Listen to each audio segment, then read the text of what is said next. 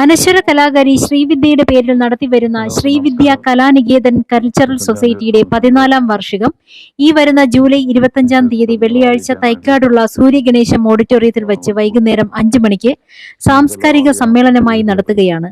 സമൂഹത്തിലെ ഉന്നതർ പങ്കെടുക്കുന്ന ചടങ്ങിൽ ശ്രീവിദ്യ കലാനികേതൻ കൾച്ചറൽ സൊസൈറ്റിയുടെ ഈ വർഷത്തെ പുരസ്കാര വിതരണവും നടത്തുമെന്ന് തിരുവനന്തപുരം പ്രസ് ക്ലബിൽ നടത്തിയ പത്രസമ്മേളനത്തിൽ രക്ഷാധികാരികൾ അറിയിക്കുകയായിരുന്നു.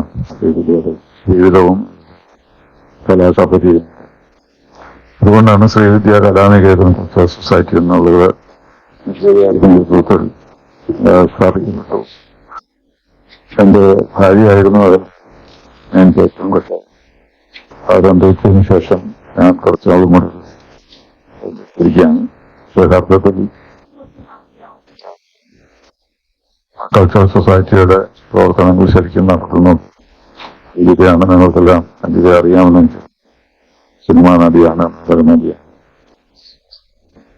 അതുപോലെ നൃത്ത പഠിപ്പിക്കുകയും പ്രാക്ടീസ് ചെയ്യുകയും ചെയ്യുന്ന അവള് ഒരു കലാകാരിയാണ്. അപ്പോൾ അവരാണ് ഈ ശ്രീവിദ്യ കലാനികേതൻ നടത്തുന്നത്.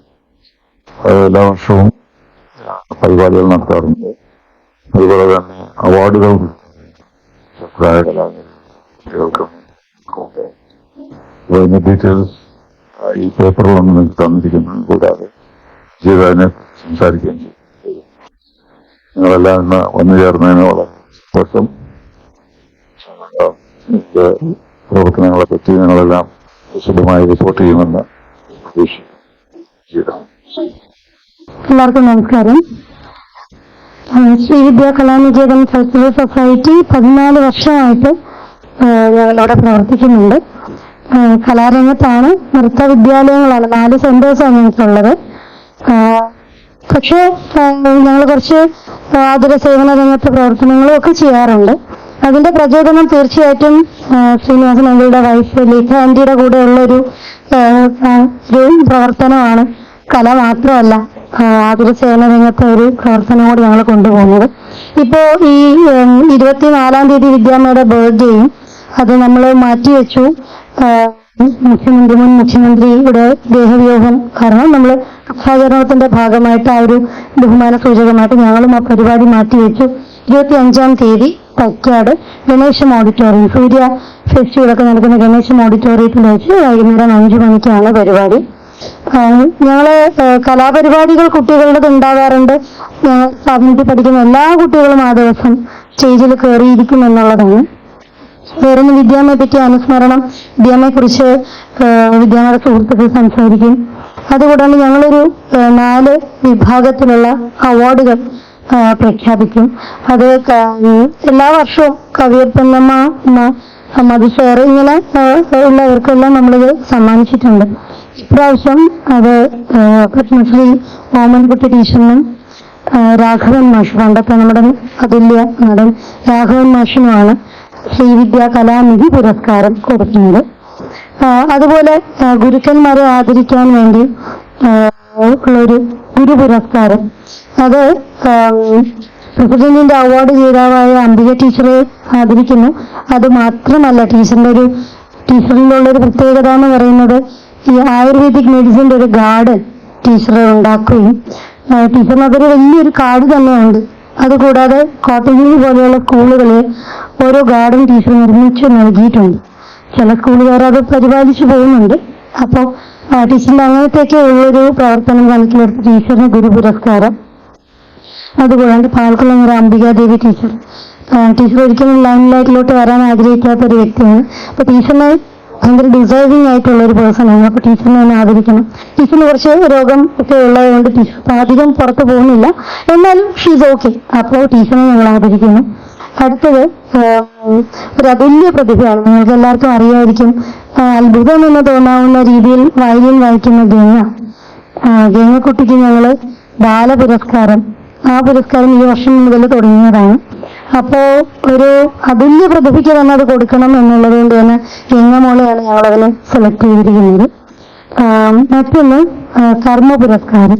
സ്ത്രീകളുടെ ഒരു കൂട്ടായ്മയാണ് എന്ന് വേണം. ഞങ്ങളുടെ പിന്നിൽ നിൽക്കുന്ന ശക്തി പുരുഷന്മാർ തീർച്ചയായിട്ടും ഉണ്ടെങ്കിലും അങ്കിളാണ് ഞങ്ങളെ ഗൈഡ് ചെയ്തുകൊണ്ട് പോകുന്നത്. അതുകൊണ്ട് തന്നെ ഞങ്ങൾക്ക് കൂടുതൽ റെസ്പോൺസിബിലിറ്റി ഉണ്ട്. അങ്കിളിന്റെ ആ ഒരു ഇതിനും നമ്മളൊരു കോട്ടം വരുന്ന രീതിയിൽ പെരുമാറാത്ത രീതിയിലുള്ള പ്രോട്ടോകോൾ അനുസരിച്ചാണ് നമ്മൾ കാര്യങ്ങളെല്ലാം കൊണ്ടുപോകുന്നത്. അപ്പോ കർമ്മ അവാർഡ്സ് എന്ന് പറഞ്ഞിട്ട് പ്രീ ഓൺടർപ്രണേഴ്സിന് സംരംഭകരെ പ്രോത്സാഹിപ്പിക്കുന്നത്. ഒന്ന് ചോറ്റുപാത്രം എന്ന് പറഞ്ഞിട്ട് 45 രൂപയ്ക്ക് ഒരു നേരത്തെ ഭക്ഷണം എന്ന് പറഞ്ഞ് തുടങ്ങിയതാണ് ചോറ്റുപാത്രം. ഇന്നിപ്പോ അവര് ഹെൽത്ത് ഓറിയന്റഡ് ആയിട്ടുള്ള ഐസ്ക്രീമും അതും ഇതും ഒക്കെ പ്രൊഡക്ഷൻ തുടങ്ങിയിട്ടുണ്ട്. വളരെ താഴേക്കടയിൽ നിന്ന് പൊങ്ങി വന്ന ഒരു സ്ത്രീയാണ് ഷാലിൻ. അവർക്കാണ് കർമ്മ അവാർഡ്സ്. രണ്ടാമത് സന്ധ്യ ഗ്യാസ്, അതിന്റെ ആള് സേതു ശിവൻകുട്ടി. കോവിഡ് കാലത്തൊക്കെ എല്ലാവരും വീട്ടിൽ അടങ്ങിയിരുന്ന സമയത്തും അവർ ഒരുപാട് ഉണർന്ന് പ്രവർത്തിച്ചിട്ടുള്ളത് നമുക്ക് നേരിട്ടുള്ള ഒരു അനുഭവമാണ്. അതിന്റെ പുറത്താണ് ആ അവാർഡ്. ശരിക്കും പറഞ്ഞാൽ ഞങ്ങളുടെ മുന്നിൽ തന്നെ അംഗീകരിക്കപ്പെടാത്ത ഒരുപാട് അംഗീകാരം കൊടുക്കേണ്ടവരുള്ളത് കൊണ്ട് ഞങ്ങളെ ലിസ്റ്റിൽ തന്നെ ഓരോരുത്തരെ കണ്ടുവച്ചിട്ടുണ്ട്. അടുത്ത വർഷത്തേക്കുള്ള ആളെ ഞങ്ങൾ ഇപ്പോഴേ മനസ്സിൽ കണ്ടുവച്ചിട്ടുണ്ട് എന്നുള്ളതാണ്. പിന്നെ മറ്റൊരു അവാർഡ് കരുണ അവാർഡ്. ഇത് റുക്സി തച്ചറിക്കൽ എന്ന് പറഞ്ഞിട്ട് വീൽ ചെയറിൽ മാത്രം സഞ്ചരിക്കാൻ സാധിക്കുന്ന ഒരു പെൺകുട്ടി. പക്ഷെ അത് കാസർഗോഡാണ്. അവിടെ ഇരുന്ന് ഒരുപാട് പ്രവർത്തനങ്ങൾ, കച്ചറക്കൽ ഫാമിലിയിലെ കുട്ടികൾ ഒരുപാട് പ്രവർത്തനങ്ങൾ അവിടെ ഇരുന്നുകൊണ്ട് ചെയ്യുന്നുണ്ട്. അപ്പോ മൂവ് ചെയ്യാൻ സാധിക്കാത്തതുകൊണ്ട് ഞാൻ ഇതിന് അർഹയാണോ എന്നാണ് ആ കുട്ടി ആദ്യം എന്നോട് ചോദിച്ചത്. ആ കുട്ടിക്കാണ് കരുണാ പുരസ്കാരം. മറ്റൊന്ന് ശൈലജ ശരത്, ഒരു പ്രവാസി ആണ്. ഇപ്പോൾ ട്രിവാൻഡ്രത്ത് സെറ്റിൽ ചെയ്തിട്ടുണ്ട്. അവര് 1500 തരം തയ്യൽ മെഷീനുകൾ ട്രിവാൻഡ്രത്ത് സെറ്റിൽ ചെയ്ത് കഴിഞ്ഞ ഉടനെ ആദ്യം ചെയ്തൊരു കാര്യം, വിധവകൾക്ക് 1500ഓളം തയ്യൽ മെഷീനുകൾ സമ്മാനിച്ചു. അവർക്കൊരു ഉപജീവനമാവണം എന്നുള്ളത്. അത് ഒരു ചെറിയൊരു സർവീസ് മാത്രമാണ്. ഒരുപാട് പ്രവർത്തനങ്ങൾ, ഒരുപാട് നിർധനരായ കുട്ടികൾക്ക് കല്യാണം കഴിപ്പിക്കുക, അങ്ങനെ ഒരുപാട് പേർക്ക് തന്നെത്താനെ ജോലി ചെയ്യാനുള്ള പെട്ടിക്കട ഉണ്ടാക്കി കൊടുക്കുക, അങ്ങനെ ഒരുപാട് പ്രവർത്തനങ്ങൾ ചെയ്തത് നേരിട്ട് അറിയുന്ന ഒരു വ്യക്തിയാണ് ശൈലജ. അപ്പൊ ഇങ്ങനെയുള്ള 9 അവാർഡുകളാണ് നമ്മൾ ഇപ്രാവശ്യം പ്രഖ്യാപിച്ചിരിക്കുന്നത്. ശ്രീവിദ്യ കലാനികേതൻ ഡാൻസ് സ്കൂളാണ്, ഡാൻസ് ആൻഡ് മ്യൂസിക് സ്കൂളാണ്. വിദ്യാമ്മയുടെ വീട്ടിലാണ് നമ്മൾ അതിന്റെ പ്രവർത്തനം ആദ്യം ആരംഭിച്ചിരുന്നത്. പക്ഷെ ഇപ്പൊ ചില സാങ്കേതിക കാര്യങ്ങൾ അവിടെ ഉള്ളത് കൊണ്ട് നമ്മൾ ക്ലാസ് കുറച്ച് പുറത്തോട്ട് വ്യാപിപ്പിച്ചു. 4 സെന്റേഴ്സ് ഉണ്ട്. അരശുമൂട് ജംഗ്ഷനില് Bhajanamadom hall, Murinjapalam Jagathy Medhashakti kindergarten, പിന്നെ ജവഹർ നഗറിൽ ലേഖാന്റി ഉപയോഗിച്ചുകൊണ്ടിരുന്ന ഒരു ഡാൻസ് ഹാളുണ്ട്.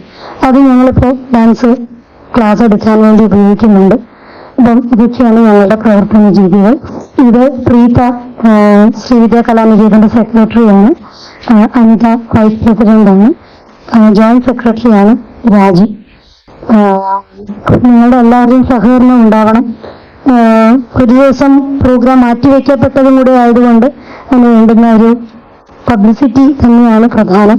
അതിന് ഞങ്ങളെ സപ്പോർട്ട് ചെയ്യണം.